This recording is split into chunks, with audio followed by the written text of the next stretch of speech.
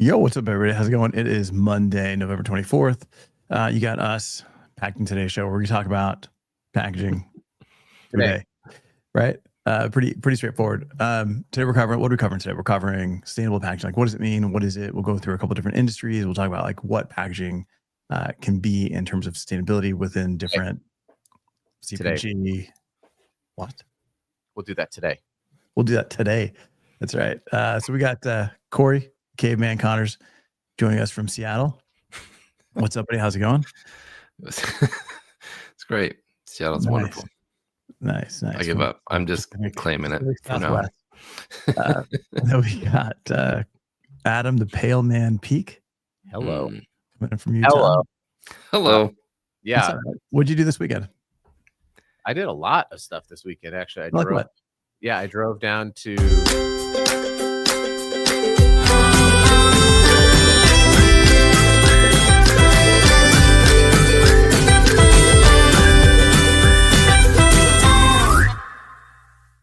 church. He calls me out and he's like, I don't care if you have tattoos or if you're a bald guy wearing a hat. And so I stood up and I was like, hey, everybody. It was a crazy weekend, though. It was a crazy weekend. Hugh. What's up, Hugh? Wait, I sent Hugh a story. Speaking of things that are not about packaging, it was a headline in the AP News. Let me see. Hugh, I'm going to pull this up. That's the Adam Peak News. It's the Adam Peak News channel station. Where you just make stuff up. Pale man all the time. It's just all always pale. All the time. That's what and it's called. Said, and I quote, here it is. Motorist in North Carolina tells 911, I just had a bald eagle drop a cat through my windshield. And I can confirm, sources confirm, it was not Hugh Curtis that had the cat drop through his windshield by a bald eagle. What's up, Charlie? How's it going? The AP News. That's me. The Adam Peak News. Adam Peak News. All pale all the time. All pale. All day. Are you Avelio the Madman Matos? Is that? Ooh, I like that. Ooh, yeah, that's what my mom called me. Was that your nickname when you were an MMA fighter? No. And in this corner, we have Avelio. Never. Madman Matos. As much as I would have loved for that to have been my earlier career, that's absolutely not what I've done. Oh. Hey, I did get some maple syrup goodness from Hugh, Hugh shipped out some stuff. Delicious. Man, that stuff is good. Like, who ever thought of maple syrup popcorn? Like, dude, that is tasty. Yum. Yeah. Hey, Chris. What's up, Chris? It's always sunny in Colorado. 300 days of sunshine in the great state of Colorado. Nice. Did you know that Colorado they get the Jim. sunshine of any state in the union? Colorado does. Go. I didn't know that. Yeah, it's true. Well, you wouldn't know that because you live in Seattle. So it's always raining here, so I'll get used to it. 400 days out of the year in Seattle, in the suburbs of Seattle. But at least we have green grass. Yeah. There you go. You're probably smoking. Damn, Corey looks at the bright side on everything. I don't know how Corey does it. Yeah. All right, man. Always So let's talk about sustainable packaging. If I am shipping e-commerce, right? If I'm a D2C brand, and I see this so much. I see this so much that it annoys me. But it shouldn't. Good for you. You guys should go out there and build businesses 1,000,000% that need packaging. Yeah. But I see this every day, at least 10 times on Reddit, where somebody's like, I am starting a luxury fashion brand out of my garage. What's the cheapest packaging I could use for D2C? I only need 50. Yeah. So luxury and cheapest. I don't believe those words are the same. There's something not lining up here. No, but it makes sense because of I don't like it. Well, because what are you going to do? Spend $100 on every box? Some MOQs are going to be $5,000 for like really high end. But somebody spends $200 on a T-shirt, and you send it to them in a plastic poly bag. Just with no print on it, or it's not the right signal. You're not sending the right message. You're not sending a premium message. Is my point. It's true. Yes. Yeah. But aside that drives me nuts. But aside from the luxury, right? So everybody out there that's starting a DTC brand that's wanting to do something, Weenus or Loop. making hoodies or making t-shirts, Packaging socks, today. whatever they're Packaging.com, Weenus Loop. making. Yeah, they're making.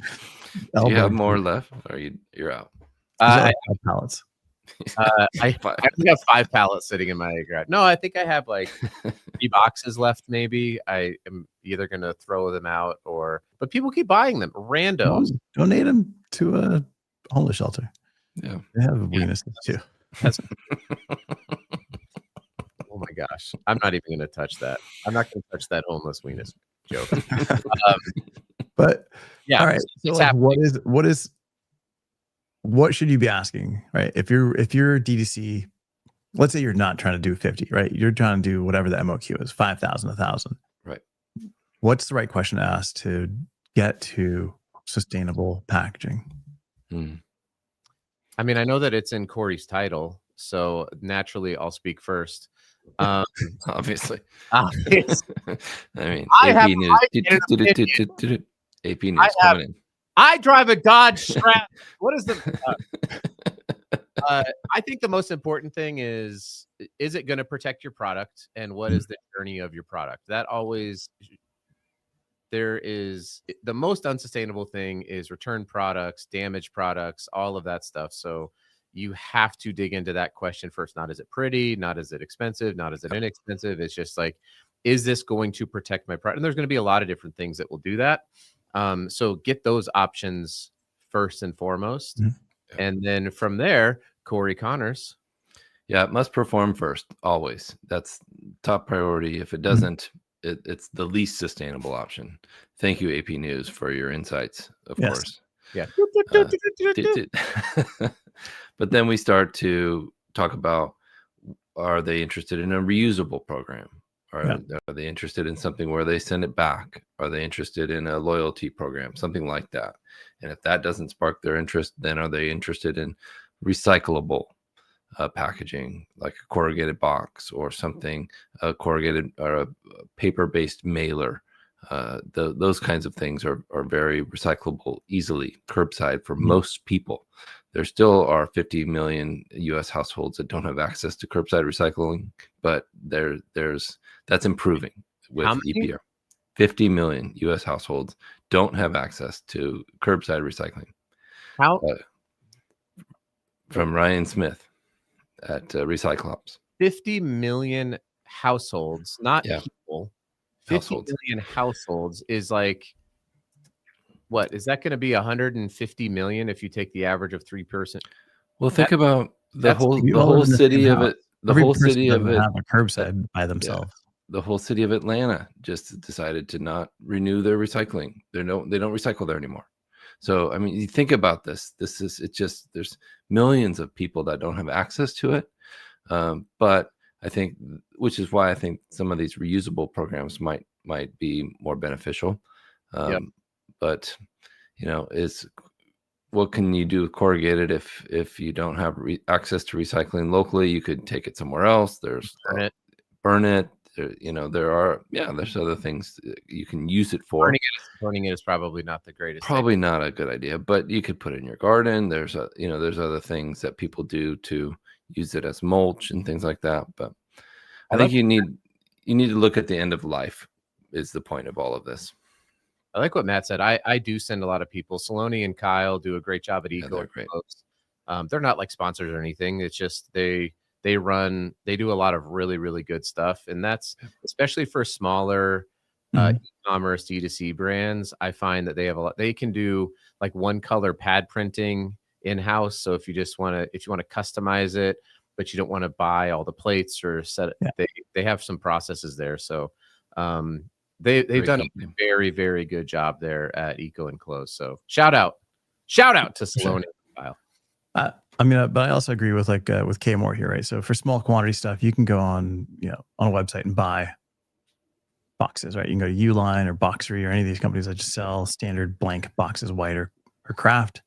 Yep. You can go on, like big, I think it's like big ass stamps or something like that. You can buy these huge pad printing stamps. You don't have to do like a It's a flexible great plate. idea. You can do To a pad print. customize small Yeah, volume. stamp it. Great idea. You can do stickers. You know, Actually, you no, can do that would be Stickers.com. yeah. bumperlabels.net. You can get stickers and put it on your pack. Like you A don't. New It doesn't Earth have to be project. fully branded. Or you can get a tape. You can get a really nice branded tape, Yeah. right? A nice paper tape. Seal that over your box. Ship that. Done. D2C. Easy. I like the hand stamping. I think I do that too. because there's It really so adds a lot. there's so much imperfection in it because every stamp is going to be a little bit different. And I think there's something cool about that. I got to do a bunch of stamping for Dale Dupree from the Sales Rebellion. We made some custom donut boxes, and I bought the donut boxes, some pink donut boxes from Uline and a black stamp, and I just employed my children and we just like did some hand stamping. And actually I got a custom handwriting robot and it would handwrite notes on the inside of the box.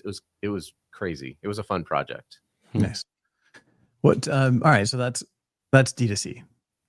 So now if you are going on shelf, right? Like I've started seeing rotten candies at my local Fry's, like my local grocery store. These guys That's are cool. expanding, they're growing, which is awesome. And Do if you're do you like going to Fry's with the common people? Because I know that you're more of like an Erewhon shopper in Scottsdale. we don't have an Erewhon. Oh. We've got an AJ's, but you know, that's It's silly. next to Gucci. I'm just glad you're going to your local Kroger's. That's Yeah. it's a big step for you, Velio. And by the way, you got out of your house, so congratulations. Oh yeah, Yeah. good for you. I mean, I literally live next door, so I have a tunnel. I don't even see the sunlight. Yeah, so He has if a you've got a tunnel. product that's going on shelf, what's going to be sustainable, right? We see a ton of different materials out there. We've got, biodegradable. We see stuff that dissolves. We see stuff that's recyclable. I heard a study recently that consumers care that there is recycled content in the packaging. That means a lot to them. It actually means more to them than the fact that the material is still recyclable. Do you I think thought, people care? I think they do. I think I at don't least they believe that. say they do in these surveys, that we in the packaging industry take. I think, but I think But we're just asking people in packaging. But also, I mean, true. think about if you get a survey and it's like, do you care that a company has recycled content? You probably are going to be like, yeah. Yeah, I care about that. I Like, mean, but recycling. when you're at Costco, Mhm. where we know Hugh lives at Costco. Actually, he has moved in there. He has a maple syrup house there. Yeah, it's actually a gingerbread house, but I think that it's like, yes, it's good, but that's not a primary driver of decisions. If I had to guess, I think the primary driver is it in stock? Mhm. What's the price? And then honestly, just how Right. does it look? Does it look Does it fresh? look premium? Does it look quality? I just think there's something about that is a bit more important to consumers. And then at the end of it, there's a justification that's rational. So there's a tremendous book that I recommend anybody to read. It's called The Righteous Mind: Why Good People Divide Over Religion and Politics. Hang on a second. But the book actually talks about why people make decisions.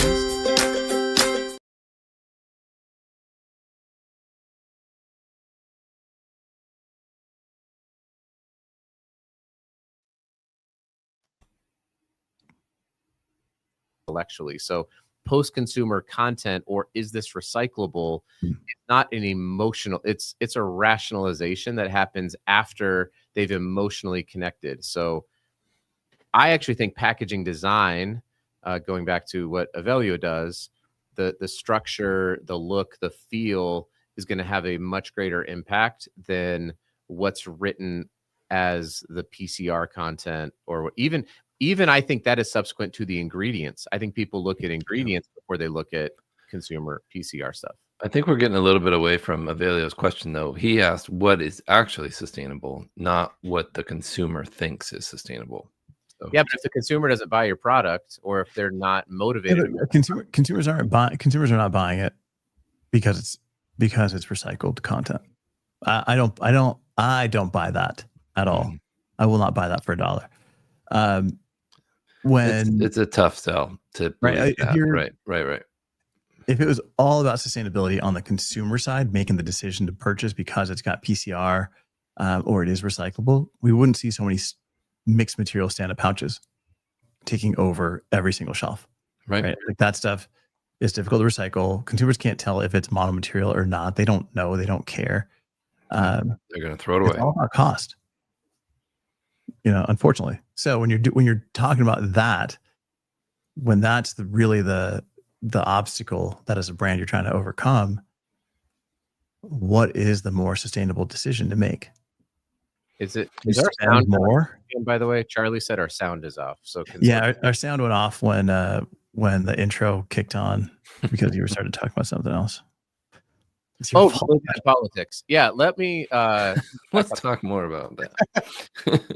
Okay, I just wanted to make sure. Sorry, go ahead, Corey. You can jump in on Avelio's point there. Well, I think it's important that we look at what consumers will do easily. What can they do easily? They can put it at their curbside easily. Most Americans can. Yes, there's still millions that don't have access, but most people will put their packaging from their consumer goods into the recycle bin, even if it's recyclable or not.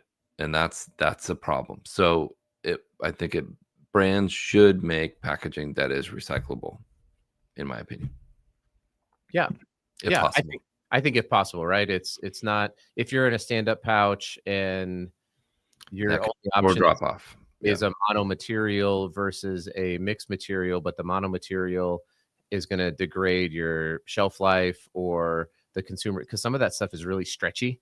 And so it can be difficult to open and people get frustrated. And so if they have to use scissors, or if you need there's just there's other of these complications. And it's like, yes, if you can, and if it is cost and user neutral, Mhm. then do it. I think people will do it all day long. The issue is that oftentimes it's just not, and that can be the difficult part. right? Yeah. I don't know. I think people are, well, right now everybody's concerned about cost of goods, right? When they go to the grocery store, what they're actually paying for. Right. The last thing on their mind is, hey, I know this is $10 more than it was last month. But is it recyclable? Like, I don't think that goes through anybody's mind right now. Honestly. Except for packaging nerds like us. Yeah, exactly. Right. But looking at this comment here from Jeff Weston. I didn't know they closed a shop there. Dude, R. Donnelly's closing a ton of shops, actually. They closed one in Texas, in Indiana, North Carolina, South Carolina, New Jersey. They got really big. They expanded a lot. Yeah, I mean, they're closing a ton. So I'm on Zillow right now looking at houses in Anderson, South Carolina. Do we want to move into a compound with our family to start this business? All three of us go there. What are we thinking? I don't know. Like, maybe somebody else can do it. It's well, fine. Atlantic Packaging has a printing facility in Tabor City, so that's pretty close to there. Is it? Yeah. There you go. Boom. Jeff, reach out to Corey. Jeff, We're check it giving- out. Atlantic Tabor Packaging. City, North Carolina. Tabor City, North Carolina. Yes. Tabor City, East Carolina. East Carolina. Their East High School played West High School, and it was pretty funny to see that. What do we got? We got Matt Burns coming in with Just so we're fact checking here, live fact checking on AP News Fact Check. Anderson, South Carolina to Tabor City, North Carolina is a 4-hour drive. Okay, he said close, and that's a relatively that's a relative term. So Where it that's should be closer than the Great Northwest. is Greenville, South Carolina, or Clemson, South Carolina, which are incredible. And you've got Clemson right there. Why would you? We have a corrugated production facility in Greenville. So boom. There you go. There you go. Nailed it. Matt Burns values disposability. I hate breaking down boxes, especially boxes that are really hard to break down. What? That's the best part. Costco gives you the bulk challenge. product, produce boxes to take home. Grocery Come on, center, Matt. indestructible. Enjoy the challenge. Enjoy the challenge. Yeah, hot take. Don't use the boxes. Just say no. at Just say Costco. no. And then you just load them in your vehicle. And then for me, we have 8 people in my house, so it's basically a U-Haul. Just let them roll around the back. It's fine. Yeah. Dude, Yeah. I walk out of the grocery store. If I'm going in for like 3 or 4 things, I walk out of the grocery store with the stuff in my hands. Yeah. I always think it's so people are thinking I'm like the dumbest person, but I'm like, I got a receipt and I got, eggs and like a can of jam or whatever I got stacked in one hand. I walk out. I don't. Here's the best part though. When I do that, I don't. I just go right out the door. I don't even pay. It's wild. That's how you've saved so much money. Yeah, that's how you fight inflation. Is don't do that. Don't steal everybody. No, Charlie's saying if a brand creates a story around sustainability, they can drive a following. Yes. I think that may be the case for certain industries, but not for all, right? And if we're talking CPG, Loyalty. Yeah, if you're in CPG, that's where it gets really competitive, right? Because that's where it's price driven, feature driven. Like there's changes every time you go in. Is CPG near Greenville, South Carolina? Yes. Yeah. We've got Hugh saying Anderson is just south of Greenville. He's just explaining some geometry. Jim P. Empty stand-up pouches can give a poor experience with product versus a full pouch, right? So that's the other thing too with stand-up pouches, right? You've got like a stand-up pouch and it's all air. But that's kind of the chip dilemma when you get a bag of chips. Yes. When will that ever change? I think you need headspace to protect that product. Well, and they're just settling, right? You don't need 3 feet. It's like it's like the bag of chips is this big and it's chips start here. Man, this is a banner day. Corey has gotten we've broken him. Oh, chips. I love chips. So that's all right. So that's like D2C, CPG. Last thing I would say is like retail, right? So if you're going into a store, you're walking, you're buying a shirt, you're buying clothing, jewelry, accessories, that type of stuff, and you're walking out. That's where I think you can get into more things. And because it's part of the experience, it's part of the storytelling, like Charlie was saying, it makes a little bit of a difference. Not when you're in CPG, because that's part of the consumer decision. I'm buying a shirt, I'm buying whatever. There's no. But if you buy a shirt and it's got 13 pages of cards that you have to that you don't read through and you just throw away, probably that's wasteful. Like Patagonia did a huge study on that, and they said their customers didn't care if there were 3 tags or 1 tag. It didn't affect their decision to buy the shirt or the item. Yeah, but then when you go to the register and you pay for the goods that don't have any packaging on them, and they put them inside of packaging for you to walk out, if that is sustainable, if there is a clear sustainable message to that, consumer feels good about the purchase they've made, right?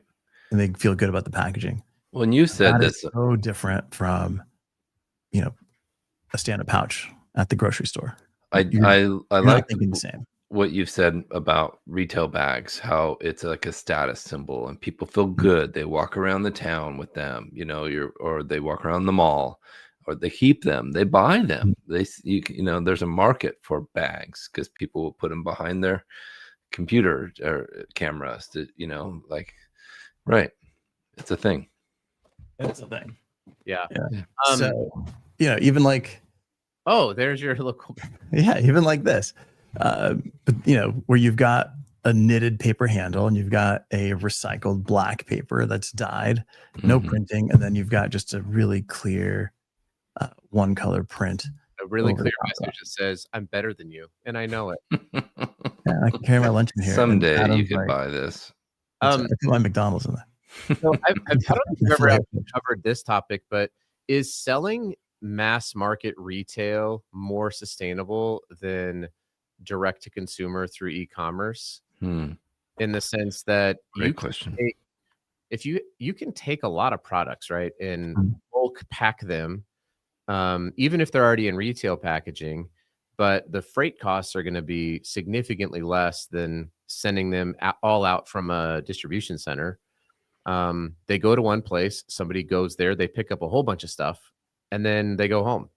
That seems to be potentially a lower carbon footprint approach to sustainability, is actually selling through mass market retail and not on all of the, on Amazon and things like that. Right. What do you guys think? It makes sense to ship in bulk. That the move to COVID required a significant increase in packaging because people wanted delivery to their house individually. Whereas if those products would have shipped bulk to a retail store, there would have been a lot less packaging for most of them. So I think that answers that question. Think about direct to consumer, the boom of COVID purchasing. Everybody wants it at home. All of a sudden, that's box in a box in a box because Amazon or whichever retailer or online retailer you're using has to add packaging, and then all of a sudden, your recycle bin is full. What's the number one sustainability problem that brands should be solving? And then I know you got to cut loose. Yeah, I think unnecessary packaging, should be removed. Like they were saying about the pouches that are too tall. Just if you don't need the headspace for protection, then cut it down to size and tout that innovation on the packaging. Say this bag's 30% smaller, but the contents are 100% the same. Something like that. I think there's a lot of waste in the process of buying packaging that's non-marketable that brands can do to save money. So, whether that's, okay, bye Corey. Bye friends.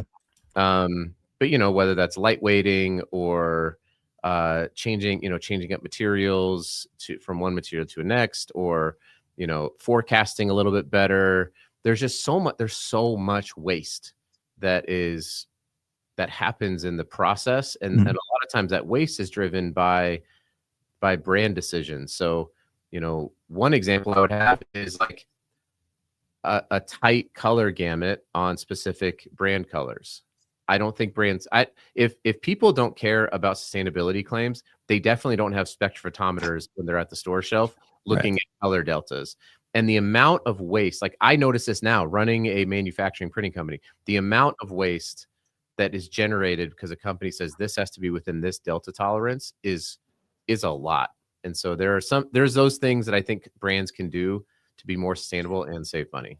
Be more lenient. Hey, my green is like this flexible. Just open up the standard a little bit more. It doesn't have to be like, I don't care if it's green or blue, just print it. But like, if you pick a spot color, pick a Pantone color, whatever it is, say, we're willing, our customers won't notice. They literally don't. There's never been a study done, never been a study produced. Nobody ever has cared about a wider color gamut, and we could do it. Open up digital printing, so there's no hardly. If you do decide to get some printing done, you come to idpdirect.com.